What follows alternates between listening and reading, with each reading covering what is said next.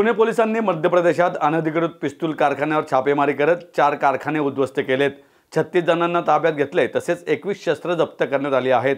Police उपायुक्त सोमय मुंडे यांच्या नेतृत्वाखाली पुणे पोलीस दलातील विविध विभागातील तब्बल 105 जणांचा सहभाग असलेल्या या पथकाने आज पहाटे मध्य प्रदेशमधील बिरवानी जिल्ह्यातील उमरती गावात ही धडाकेबाज कारवाई केली आहे। गेल्या 3 आठवड्यात पुणे शहरातून 21 पिस्तुलं जप्त करण्यात आली होती। यातील सर्वाधिक 11 पिस्तुलं विमानतळ पोलीस ठाण्याच्या हद्दीतून जप्त करण्यात आली। तसेच पुणे पोलिसांच्या गुन्हे शाखेने सुद्धा शहरातील इतर भागात ही कारवाई केली होती। दरम्यान पुण्यात येणारे पिस्तूल हे मध्य प्रदेशमधून येत असल्याचे तपासात निष्पन्न झाले।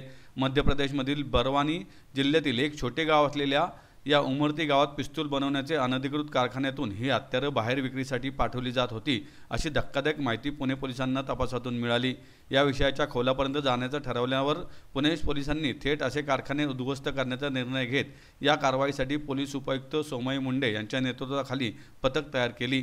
कारवाई सुरळीत आणि यशस्वीरित्या पार पाडावी यासाठी पोलिसांकडून प्रचंड गुप्तता पाळण्यात आली। पुणे पोलिसांच्या टीमने काल संध्याकाळी मध्य प्रदेशच्या दिशेने प्रवास सुरू केला। उमरती हे गाव पुण्यापासून साधारण 500 किलोमीटर अंतरावर आहे। मात्र दुसऱ्या राज्यातील एका गावात जाऊन कारवाई करण्यासाठी पुणे पोलिसांनी मोठं धाडस दाखवलं।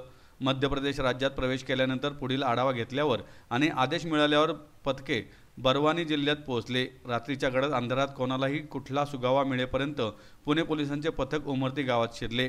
गाव छोटे असल्यामुळे गावात बहुतांश जण हे अशा अनधिकृत शस्त्र बनवण्याच्या कारखान्यात काम करतात। या कारखान्यांमध्ये काही महिलांचा सुद्धा समावेश असल्याची माहिती समोर आली। गावात आपल्यावर हल्ले होणार नाही आणि कुठलाही अनुचित प्रकार घडणार नाही म्हणून पुणे पोलिसांनी बुलेट प्रूफ जॅकेट परिधान केले आणि सुरू झाली छापेमारी। ड्रोनने पहारा दिला तसेच टार्गेट केलेल्या कारखान्याचे ठिकाण सुद्धा लोकेट केलं। पहाटेच्या गुलाबी थंडीत गाढ झोपेत असलेल्या गावात कुणालाही कुणकुण न लागू देता पुणे पोलिसांच्या पथकाने मिळून आलेल्या कारखान्यावर छापा टाकला। छापा टाकताच त्या ठिकाणी झोपलेल्या कामगारांना काय करावं सुचलं नाही।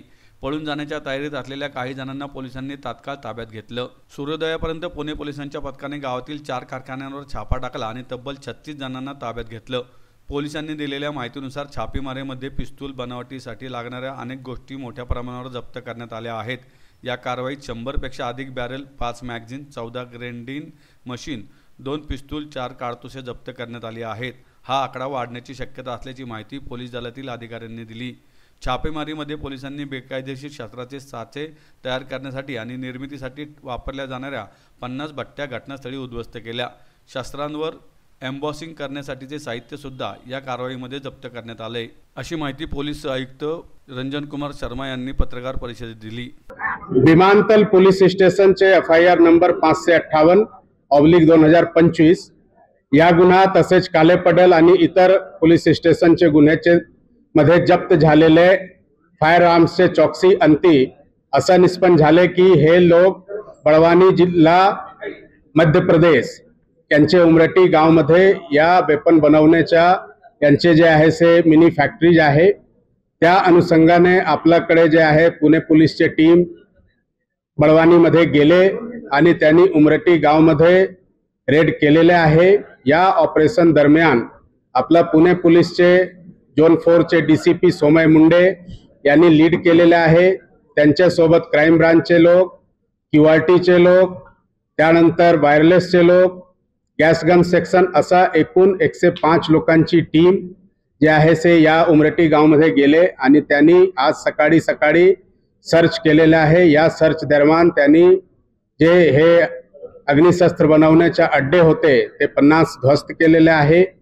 त्यासोबतच त्यांनी 36 लोकांना आतापर्यंत डिटेन केलेले आहे आणि त्यांची चौकसी चालू आहे।